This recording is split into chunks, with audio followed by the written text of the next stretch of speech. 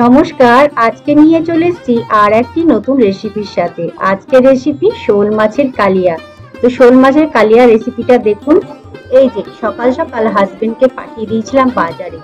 বাজারে দেখতে পেয়ে গেল দেশি জ্যান্ত শোল মাছ। তো মাছওয়ালা দাদার কাছ থেকে একটা শোল মাছ কিনেই ফেললো। ওই 700 গ্রাম মতো ওজন ছিল আর একদম জ্যান্ত। মাছটি কিন্তু নড়াচড়া করছিল। তো দাদা ভালো করে মাছটিকে মেরে বেছে কেটে দিলেন। তো কেটেই বাড়ি নিয়ে আসে মাছ, আর আমি বাড়িতে নিয়ে এসে ভালো করে ধুয়ে পরিষ্কার করে নেব। তো দাদা ভালো করে কেটে দিয়ে দেবেন। শোল মাছ খেতে কিন্তু ভালোই লাগে, যারা খেয়েছেন তারা অবশ্যই জানেন একদম মাংসর মতো টেস্ট হয় খেতে, ভালো করে যদি রান্না করা হয়। তো বাড়িতে চলে এসছে, এবার ভালো করে ধুয়ে নিয়ে জল ঝরিয়ে নিয়েছি। একটা পাত্রে নিলাম, এর সঙ্গে হলুদ দিলাম আর লবণ দিলাম। এই মাছের কিন্তু কাঁটা খুব কম, তাই খেতে বাচ্চারা কিন্তু খুব পছন্দ করে। আর যারা মাছের কাঁটা বাছতে অসুবিধা হয়, এইসব মাছ খেতে কিন্তু তারা ভালোই বাসে। ভালো করে হাত দিয়ে লবণ হলুদ মাখিয়ে নিলাম। আর এই মাছটি একটু পিচ্ছিল টাইপের হয়, তো একটু লবণ হলুদ গুলো সেই জন্য হাত দিয়ে ভালো করে মাখিয়ে নিচ্ছি। মাখানো হয়ে গেছে। আর এদিকে গ্যাসের ওভেনে আমি একটা কড়াই বসিয়ে দিয়ে সর্ষের তেল দিয়ে দিচ্ছি। এই মাছের রেসিপি কিন্তু সর্ষের তেল দিয়েই ভালো লাগে, ভালো টেস্ট আসে।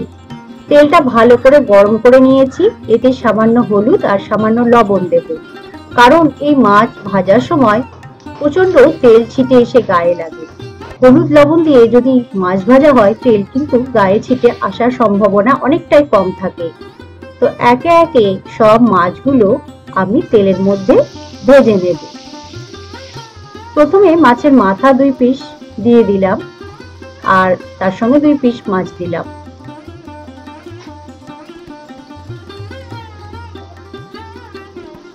একটু ভালো করে মাছগুলো ভেজে নেব। এক পিঠ ভাজা হয়ে গেছে, আর এক পিঠ ভেজে নিচ্ছি। তো মাছের মধ্যে হলুদ লবণ দেওয়াতে তেলের মধ্যে কিন্তু তেল ছিটে এসে গায়ে কিন্তু আমার লাগেনি। তো বন্ধুরা, তোমাদের একটা টিপস দিলাম, যখনই মাছ ভাজবে এরকম ভাবে একটু হলুদ আর লবণ দিয়ে দেবে গরম তেলের সঙ্গে। তো তখন মাছ ভাজার সময় কিন্তু ছিটে এসে গায়ে লাগবে না। এইগুলো হয়ে গেছে, তুলে নিলাম। এবার বাকি যেগুলো আছে সেগুলো একে একে দিয়ে ভালো করে ভেজে তুলে নেব।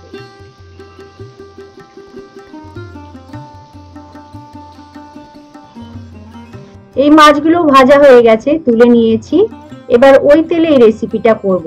একটা তেজপাতা দিলাম, তার সঙ্গে দিয়ে দেব একটা দারুচিনি, 2টো ছোট এলাচ, 2টো লবঙ্গ আর সামান্য কিছুটা পরিমাণ 1/2 চামচ মতো গোটা জিরে।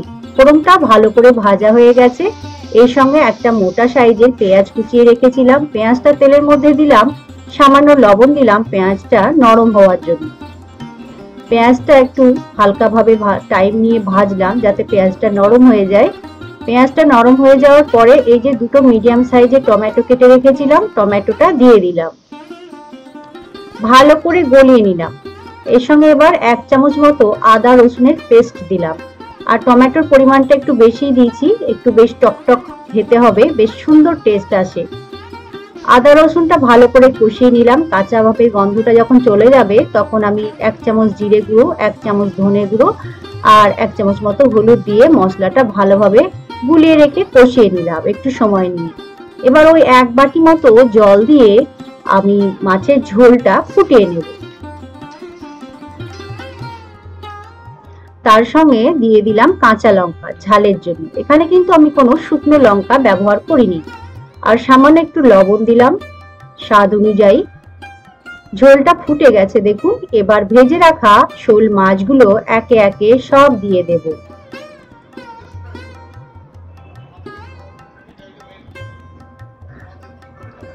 এবার আমি ঢাকা দিয়ে ফুটতে দেব 2 থেকে 3 মিনিট মতো।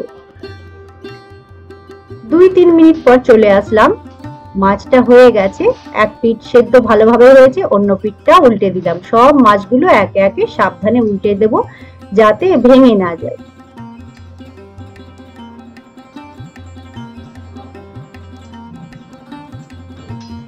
সব মাছগুলো উল্টানো হয়ে গেছে। এবার নামানোর আগে আমি দিয়ে দেব কিছুটা পরিমাণ ধনেপাতা কুচি। ধনেপাতা কুচি দিয়ে নামিয়ে নেব। এই ধনেপাতা দিলে কিন্তু টেস্টটা খুব ভালো আসে, সেই জন্য কিছুটা পরিমাণ ধনেপাতা কুচি দিলাম। এবার নেড়েচেড়ে মিশিয়ে নিয়ে গ্যাসের ওভেনটা অফ করে দেব, দিয়ে একটা অন্য পাত্রে ঢেলে নেব। দেখুন বন্ধুরা, শোল মাছের কালিয়া রেসিপি কিন্তু হয়ে গেছে। কেমন হয়েছে কমেন্টে জানাবেন। আর গরম গরম ভাতের সঙ্গে অসাধারণ লাগে। ভিডিওটি দেখার জন্য আপনাদেরকে অসংখ্য ধন্যবাদ। সকলে ভালো থাকবেন, সুস্থ থাকবেন। আর চ্যানেলটি সাবস্ক্রাইব করবেন, ফলো করবেন, লাইক শেয়ার করবেন। নমস্কার।